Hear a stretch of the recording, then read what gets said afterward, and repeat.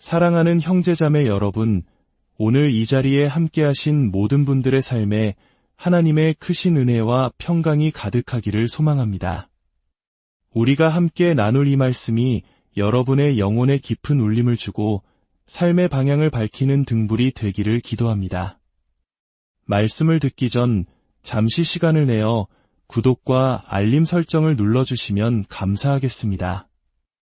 여러분의 작은 행동 하나하나가 하나님의 은혜로운 이야기가 더 널리 퍼져나가게 하는 귀한 씨앗이 됩니다. 이 영상을 주변 분들과 공유하며 축복의 통로가 되어주시길 바랍니다. 이 채널을 통해 하나님의 사랑을 전하는 저희의 사역에 동참해주시는 모든 분들께 주님의 이름으로 축복을 전합니다. 자, 이제 우리의 마음을 열고 예수님께서 직접 들려주시는 지혜의 말씀에 귀 기울여 보겠습니다. 오늘 우리는 예수님께 질문하고 그분으로부터 직접 답을 듣는 여정을 계속 이어가려 합니다. 지난 시간 우리는 유혹과 재정에 대한 가르침을 나누었습니다. 그리고 오늘 우리는 우리 신앙의 핵심이자 동력이신 성령님에 대해 함께 배우고자 합니다. 성경이 있으신 분들은 요한복음 16장 7절을 펴주시기 바랍니다. 예수님께서 제자들에게 이렇게 말씀하십니다. 그러나 내가 너희에게 실상을 말하노니 내가 떠나가는 것이 너희에게 유익이라. 내가 떠나가지 아니하면 보혜사가 너희에게로 오시지 아니할 것이요 가면 내가 그를 너희에게로 보내리니 잠시 이 상황을 상상해 보십시오. 지난 3년 반 동안 제자들은 예수님과 동고동락했습니다. 그들은 예수님께서 행하신 수많은 기적을 눈앞에서 보았고 그분의 가르침을 직접 들었습니다. 예수님은 그들에게 전부였습니다. 삶의 이유이자 희망 그 자체였죠. 그런데 공생애의 마지막 무렵 예수님께서는 사랑하는 제자들을 둘러보시며 이해하기 어려운 그러나 깊은 진리가 담긴 말씀을 건네십니다. 얘들아, 내가 이제 곧 떠날 텐데 사실 그게 너희에게 더 좋은 일이란다. 우리 한국 사람들은 정이라는 것을 참 중요하게 생각합니다. 지난 3년 반 동안 쌓인 그 깊은 정을 생각하면 예수님의 이 말씀은 제자들에게 청천벽력과도 같았을 것입니다. 아마 마음속으로 아니, 예수님, 어떻게 그게 저희에게 유익이 될 수 있습니까? 예수님 없이 저희가 어떻게 살아갑니까? 라고 수없이 되물었을 겁니다. 솔직히 우리도 마찬가지 아닐까요? 만약 지금 이 시대에 예수님께서 이 땅에 계신다면, 예를 들어 예루살렘에 계신다면 어떨까요? 저라도 당장 비행기표를 끊고 가장 가까운 숙소를 잡아 그분께 달려갈 겁니다. 아마 예수님을 만나기 위해 새치기도 하고 사람들을 밀치면서 기독교인으로서의 품위를 잠시 잃어버릴지도 모릅니다. 그리고 예수님을 만난 뒤에야 주님, 오는 길에 지은 죄를 용서하소서라고 기도하겠죠. 우리 모두 그럴 겁니다. 하지만 생각해 보십시오. 예수님께서 이 땅에 계셨던 3년 반 동안 당시 가장 경건하다던 종교인들은 그분을 영접하기는커녕 십자가에 못 박았습니다. 과연 우리는 그들과 달랐을 거라고 장담할 수 있을까요? 심지어 3년 반 동안 예수님을 따랐던 수많은 제자들조차 그분의 말씀에 실족하여 떠나갔고 끝까지 남았던 제자들마저 그분을 부인하거나 배신했습니다. 한 명은 스스로 목숨을 끊기까지 했죠. 예수님께서 육신으로 우리 곁에 계셨을 때의 결과가 이러했다면 내가 떠나는 것이 너희에게 유익하다는 그분의 말씀은 참으로 진리였던 것입니다. 왜냐하면 성령님께서 오셨을 때 비로소 놀라운 변화가 시작되었기 때문입니다.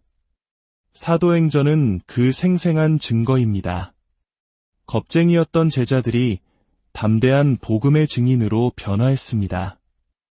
예수님을 십자가에 못 박았던 바리새인들까지 회개하고 구원을 받았습니다. 그들은 세상을 뒤흔드는 능력의 사람들이 되었습니다. 더 이상 스스로 목숨을 끊는 자가 없었고 오히려 그리스도를 위해 기꺼이 자신의 목숨을 내놓았습니다. 성령님 안에는 이처럼 놀라운 능력이 있습니다. 어떤 사람이 계산을 해보았습니다. 만약 예수님께서 하루 14시간 동안 한 사람당 1분씩만 만나주신다고 가정해 봅시다. 14시간 사역은 정말 힘든 일입니다. 우리 중에는 하루 8시간, 주 4일만 일해도 지치는 분들이 많으니까요. 그렇게 1분씩 14시간을 꼬박 일하시면 하루에 840명을 만나실 수 있습니다. 하지만 여러분, 우리의 문제를 예수님께 아뢰는데 1분이면 아내와의 문제, 남편과의 갈등, 자녀 문제, 이웃과의 다툼, 가족 간에 얽힌 실타래를 풀려면 6시간도 모자랄지 모릅니다. 하지만 그냥 1분이라고 가정해 봅시다. 전 세계 70억 인구를 예수님께서 1분씩 만나시려면 무려 200만 년이라는 시간이 걸립니다. 이것이 바로 예수님께서 내가 떠나는 것이 낫다고 말씀하신 이유입니다. 성령님께서 오시면 우리는 시간과 공간의 제약 없이 1분이 아니라 하루 6시간, 7시간이라도 언제든지 그분을 부를 수 있습니다. 성령님은 언제나 우리와 함께 하시며 우리를 통해 일하시고 우리에게 영향을 주십니다.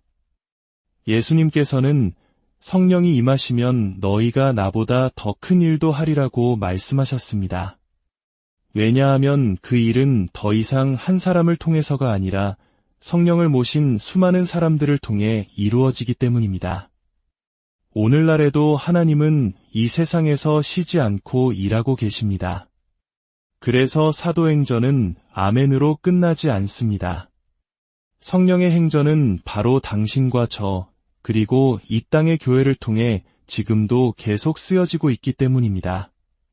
하나님은 여전히 사람들을 구원하시고 치유하시며 변화시키십니다. 삶의 얽매인 사슬을 끊으시고 깨어진 관계를 회복시키시며 죽은 영혼을 살리십니다. 주님을 찬양합시다. 이제 우리는 성령님과 동행하는 삶이 어떤 것인지 예수님의 삶을 통해 배우고자 합니다. 우리의 신앙교리는 우리의 경험이 아닌 오직 하나님의 말씀과 예수님의 본을 통해 세워져야 합니다. 예수님이야말로 완벽한 신학이며 우리의 유일한 기준이십니다. 다윗도, 사도 바울도, 베드로도 위대한 신앙의 선배들이지만 그들은 그리스도를 본받은 자들일 뿐 우리의 궁극적인 모델은 오직 예수 그리스도이십니다. 첫 번째, 예수님은 성령으로 잉태되셨습니다. 마태복음 1장 18절은 이렇게 증거합니다. 예수 그리스도의 나심은 이러하니라 그의 어머니 마리아가 요셉과 약혼하고 동거하기 전에 성령으로 잉태된 것이 나타났더니 예수님의 탄생은 자연적인 출생이었지만 그분의 잉태는 전적으로 초자연적인 성령의 역사였습니다. 어떻게 보면 성령님은 예수님의 생물학적 아버지라고 할 수 있습니다. 그런데 놀라운 사실은 성령님을 아버지로 둔 존재가 예수님뿐만이 아니라는 것입니다. 우리가 거듭났을 때, 즉 예수님을 구주로 영접했을 때 성령님은 우리의 영적 아버지가 되셨습니다. 우리는 성령으로 다시 태어났기 때문입니다. 우리가 처음 육신으로 태어났을 때 성경은 우리가 육신이라는 죄의 본성을 가지고 태어났다고 말합니다. 이것은 마치 사탄이 우리의 첫 번째 생일에 준 선물과도 같습니다. 우리는 그 선물을 열어 평생 사용해왔죠. 우리 안에서 끊임없이 악한 것을 행하려는 욕망, 그것이 바로 육신입니다. 하지만 우리가 거듭나는 순간 우리의 악한 길에서 돌이켜 예수 그리스도께 삶을 내어드리고 그분을 유일한 구원자로 믿는 순간 하나님 아버지께서는 우리에게 새 마음을 주시고 우리의 이름을 생명책에 기록하시며 이의 선물을 주시고 우리를 그분의 자녀로 입양하실 뿐만 아니라 바로 그 순간 성령님이라는 놀라운 선물을 주십니다. 방언을 말하기 시작했을 때가 아닙니다. 우리의 삶이 완벽해졌을 때도 나쁜 습관을 모두 끊었을 때도 아닙니다. 구원받는 바로 그 순간 성령님께서 우리 안에 오셔서 영원히 거하십니다. 아멘. 그리고 바로 여기서부터 우리 안에 갈등이 시작됩니다. 첫 번째 출생으로 육신을 얻었고 두 번째 출생으로 성령님을 모셨기 때문입니다. 구원은 문제를 해결하는 동시에 새로운 내적 갈등을 만들어냅니다. 이전에는 육신만 따라 살면 되었기에 단순했지만 이제는 육신과 성령이 우리 안에서 싸웁니다. 성령님을 모셨다고 해서 저절로 거룩한 삶을 사는 것은 아닙니다. 성령님은 우리에게 거룩한 삶을 살 수 있는 잠재력을 주십니다. 성령님께 순복할 때 비로소 거룩함이 나타나고 승리가 주어집니다. 이것이 바로 수많은 그리스도인들이 진정으로 거듭났음에도 불구하고 여전히 패배하는 삶을 사는 이유입니다. 거듭남이 성령님께 우리 삶의 통제권을 자동으로 드리는 것은 아니기 때문입니다. 성령님은 우리 안에 임재하시지만 성령님께 순복할지 육신에 순복할지는 여전히 우리의 선택에 달려 있습니다. 제 삶을 예로 들어보겠습니다. 제 안에는 두 존재가 있습니다. 하나는 제 아내와 같은 성령님입니다. 저는 아내와 친밀하고 모든 것을 나누며 깊은 사랑의 관계를 맺습니다. 다른 하나는 마치 룸메이트와 같은 육신입니다. 함께 살지만 결코 친밀해질 수 없고 안녕하세요 하고 인사만 하는 사이죠.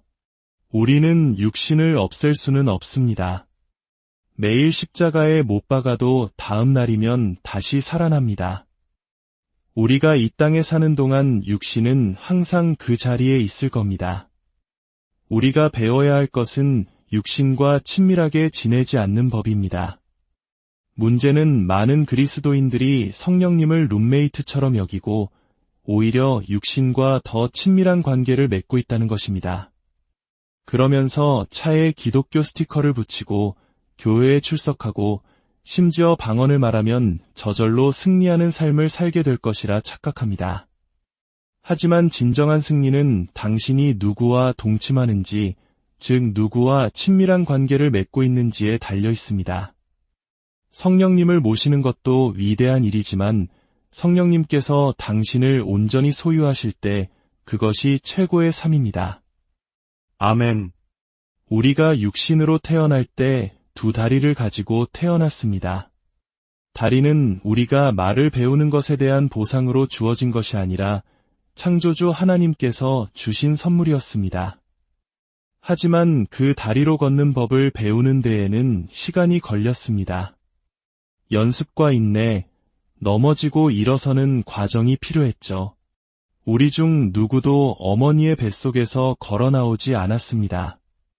우리는 몇 달 동안 바닥을 기어 다녔습니다. 우리를 일으켜 세울 잠재력을 가진 다리가 있었지만 우리는 그 다리를 어떻게 사용해야 할지 몰랐습니다. 다행히도 우리 주변에는 이미 걷는 법을 배운 부모님이 계셨습니다. 만약 부모님마저 계속 기어 다녔다면 우리도 그것이 정상인 줄 알고 평생을 기어 다녔을지 모릅니다. 당신이 거듭났을 때 성령님은 마치 다리와 같습니다. 하나님께서 선물로 주셨습니다. 하지만 성령 안에서 걷는 법을 배우는 데에는 시간이 걸립니다. 연습과 순종, 성령님의 음성에 귀 기울이는 훈련이 필요합니다. 그리고 가장 좋은 방법은 이미 성령 안에서 걷고 있는 다른 신앙의 동역자들과 함께하는 것입니다. 만약 당신이 속한 교회가 모두 성령님을 모시고도 여전히 육신 안에서 기어 다니고 있다면 당신 역시 그것이 정상적인 신앙생활이라고 착각하게 될 것입니다. 많은 분들이 성령님을 가지고 다니지만 오늘 저는 여러분에게 도전하고 싶습니다. 이제 성령님께서 당신을 이끌고 다니시게 하십시오. 사도행전의 안진뱅이처럼 되지 마십시오. 그는 성전문 밖에 앉아 구걸만 했습니다. 다리는 있었지만 걷지 못했죠. 베드로는 그에게 다리를 준 것이 아니라 손을 내밀어 일으켜 세웠습니다. 그러자 그의 다리에 힘이 들어갔고 그는 성전 안으로 뛰어들어가 하나님을 찬양했습니다. 여전히 직업도 없고 돈도 필요했지만 그의 태도는 완전히 달라졌습니다. 당신이 성령 안에서 걷는 법을 배울 때 삶의 문제는 여전히 존재할 수 있습니다. 하지만 당신의 태도는 달라질 것입니다. 더 이상 구걸하는 자가 아니라 찬양하는 자가 될 것입니다.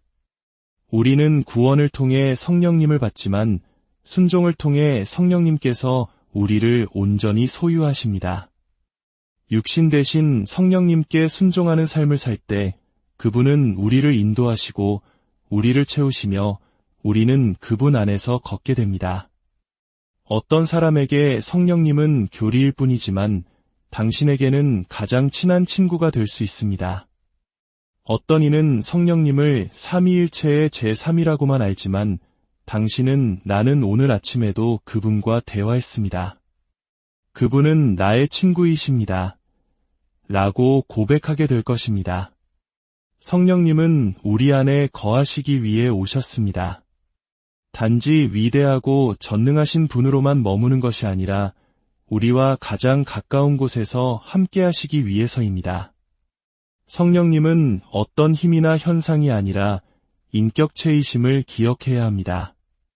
성경에서 성령님이 바람, 불, 기름, 비둘기로 묘사된다고 해서 그분이 그런 사물이라는 뜻은 아닙니다. 예수님도 사자나 어린 양으로 묘사되지만 우리가 예수님을 생각할 때 네 발 달린 짐승을 떠올리지는 않습니다. 우리는 그분을 인격체로 대합니다. 하지만 유독 성령님에 대해서는 많은 사람들이 그분을 유령이나 막연한 에너지처럼 생각합니다. 언젠가 제가 성령님과의 관계를 깊이 발전시키기 시작했을 때 하나님께 이렇게 기도한 적이 있습니다. 하나님 아버지, 왜 성령님께는 육체를 주지 않으셨나요? 저희와 교제하게 하시려면, 인격적인 관계를 맺게 하시려면 형태가 있는 편이 훨씬 쉬웠을 텐데요. 그때 제 마음속에 주님의 음성이 들려왔습니다. 예수는 유대인의 몸을 선택했지. 나는 성령에게 어떤 몸을 원하는지 물었고 그는 너의 몸을 선택했단다. 그것에 무슨 문제라도 있느냐? 그 순간 저는 큰 충격을 받았습니다. 성령님께도 몸이 있었습니다. 거울을 보십시오. 바로 당신의 몸이 성령님께서 거하시기로 선택한 몸입니다. 성령님은 예수님이나 성부 하나님 못지않은 완전한 인격체이십니다. 그분은 힘이 아니라 힘을 가지신 인격체입니다. 방언이 아니라 방언의 은사를 주시는 인격체입니다. 우리는 성령님께서 주신 은사라는 선물을 사용하느라 선물을 주신 분과의 관계를 잃어버려서는 안 됩니다. 은사를 사용하고 인격을 개발하는 것도 중요하지만 예수님께서 평생 위지하셨던 그 인격체, 성령님과의 친밀한 교제를 결코 잃지 마십시오. 두 번째, 예수님은 성령으로 충만하셨습니다. 예수님께서 세례를 받으실 때 이 일이 일어났습니다. 마태복음 3장 16절입니다. 예수께서 세례를 받으시고 곧 물에서 올라오실 새 하늘이 열리고 하나님의 성령이 비둘기같이 내려 자기 위에 임하심을 보시더니 사도 바울은 에베소서에서 술 취하지 말라 이는 방탕한 것이니 오직 성령으로 충만함을 받으라고 권면합니다. 바울은 술에 취하는 것과 성령으로 충만해지는 것을 대조하며 성령 충만 역시 우리의 선택과 행동임을 가르쳐줍니다. 술에 취하는 과정은 저절로 일어나지 않습니다. 누군가 술에 취하기로 결정하고 술집으로 가서 술을 주문하고 잔을 들어 마시는 행동을 해야만 합니다. 성령 충만도 마찬가지입니다. 성령님께서 무작위로 아무나 선택해서 충만하게 하시는 것이 아닙니다. 당신은 차를 몰고 교회로 옵니다. 찬양 인도자가 찬양을 시작할 때 당신은 입을 다물 수도 입을 열어 함께 찬양할 수도 있습니다. 당신이 입을 열어 찬양하기 시작할 때 설명할 수 없는 일이 일어납니다. 우리는 그것을 좋은 분위기 혹은 감동이라고 표현할지 모르지만 그것은 바로 성령의 임재입니다. 예배당을 나설 때 우리는 무언가 달라졌음을 느낍니다. 바로 성령으로 충만해졌기 때문입니다. 예수님을 보십시오. 그분은 집을 떠나 세례 요한이 사역하는 곳으로 가셨습니다. 그곳에서 팔짱을 끼고 요한이 사역을 잘하나 보자 하고 비판하지 않으셨습니다. 나는 기적도 행하는데 요한은 고작 물에 사람을 담그기만 하는군 하며 교만하지 않으셨습니다. 예수님은 죄인들 사이에 줄을 서서 더러운 요단강 물에 겸손히 자신을 맡기셨습니다. 그리고 물속에서 기도하셨습니다. 기도할 필요가 전혀 없으셨던 그분이 기도하셨습니다. 그분이 물에서 올라오실 때 성령께서 그에게 임하셨습니다.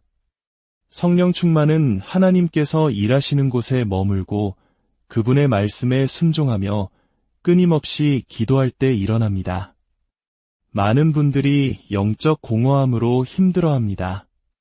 술집에 간다고 모두 취하는 것이 아니듯 교회에 온다고 모두 충만해지는 것은 아닙니다. 하나님의 역사에 동참하고 순종하고 기도해야 합니다. 세 번째, 예수님은 성령에게 이끌리셨습니다. 마태복음 4장 1절은 성령 충만 직후의 일을 기록합니다. 그때에 예수께서 성령에게 이끌리어 마귀에게 시험을 받으러 광야로 가사 기억하십시오. 당신을 채우고 있는 것이 무엇이든 당신은 그것에 의해 이끌리게 될 것입니다. 하나님의 음성을 듣는 법에 대한 책을 읽고 세미나에 가는 것도 좋지만 가장 중요한 것은 성령으로 채워지는 것에 집중하는 것입니다. 그러면 그분의 음성을 듣는 것은 자연스러워질 것입니다. 하나님과의 거리가 너무 멀면 그분이 아무리 크게 말씀하셔도 들을 수 없습니다. 하나님께서 말씀하시는 것은 이것입니다. 나로 채워라. 나와 너 사이의 간격을 좁히고 가까이 오너라. 그러면 내가 속삭여도 너는 그것이 나의 음성인 줄 알게 될 것이다. 당신이 당신 자신으로 가득 차 있다면 당신은 당신 자신의 목소리만 듣게 될 것입니다. 그러나 당신이 성령님으로 채워지기 시작할 때 그분의 인도하심은 자연스러워질 것입니다.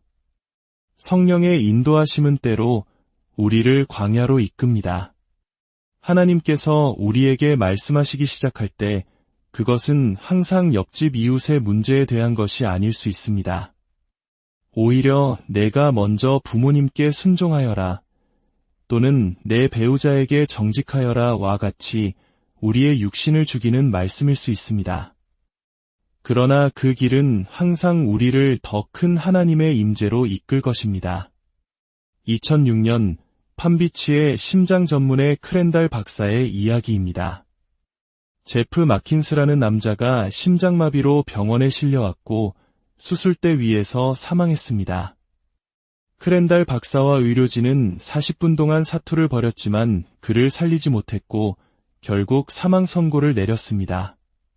박사가 바쁘게 다음 환자에게 가던 중 병원 복도에서 성령님께서 그의 마음에 강한 감동을 주셨습니다.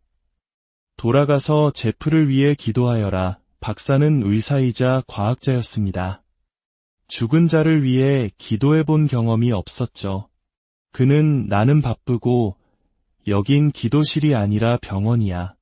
그는 이미 죽었어 라고 생각하며 무시하려 했습니다. 하지만 마음속의 음성은 사라지지 않았습니다.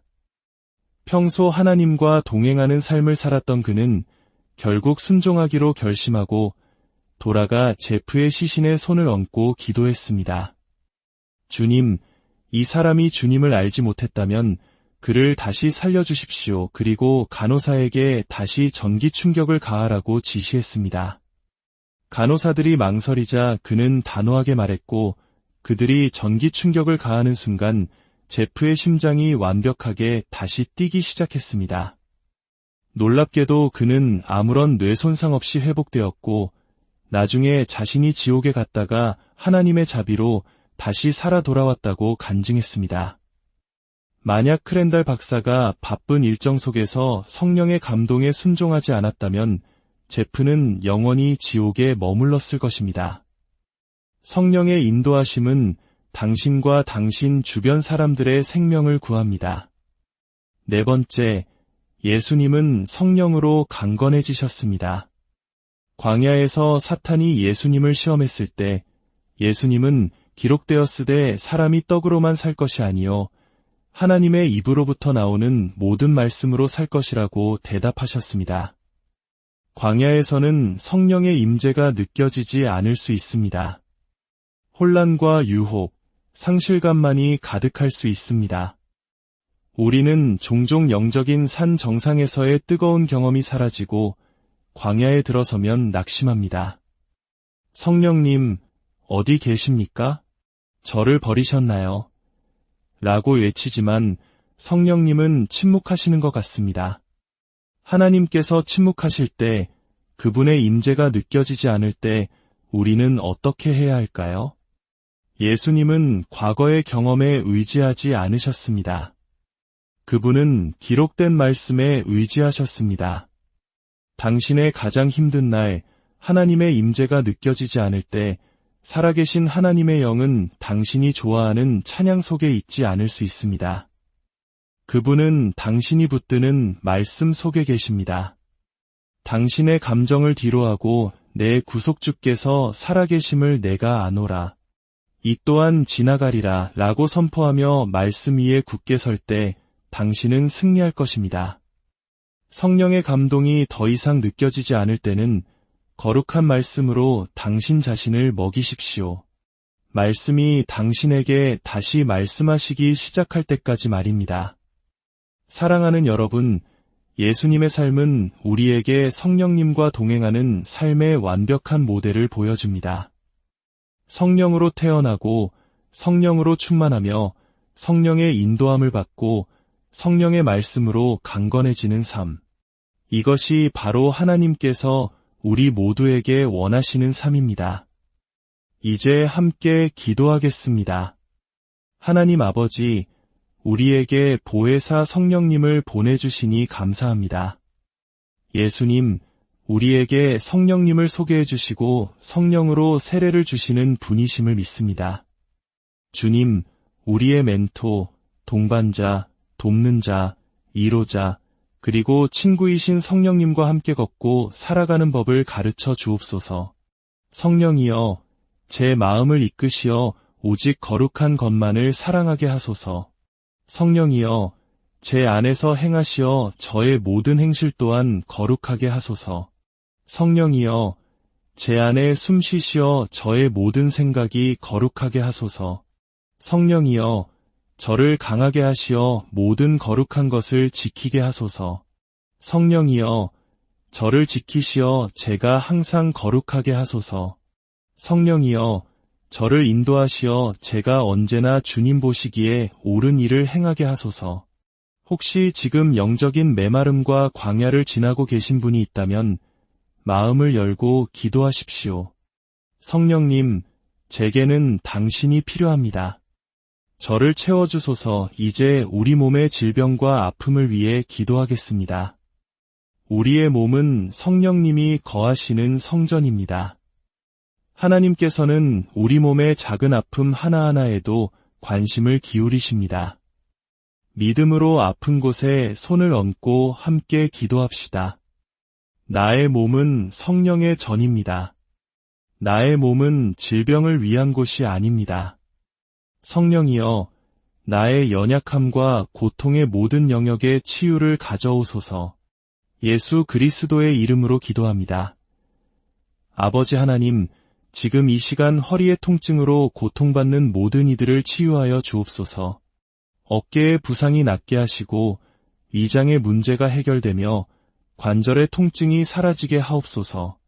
기의 염증과 이명이 떠나가게 하옵소서. 주님의 귀한 임재가 이 공간에 가득합니다. 지금 이 시간 당신의 치유의 손길로 무너진 곳을 회복시켜 주옵소서. 우리는 주님의 만지심을 받습니다.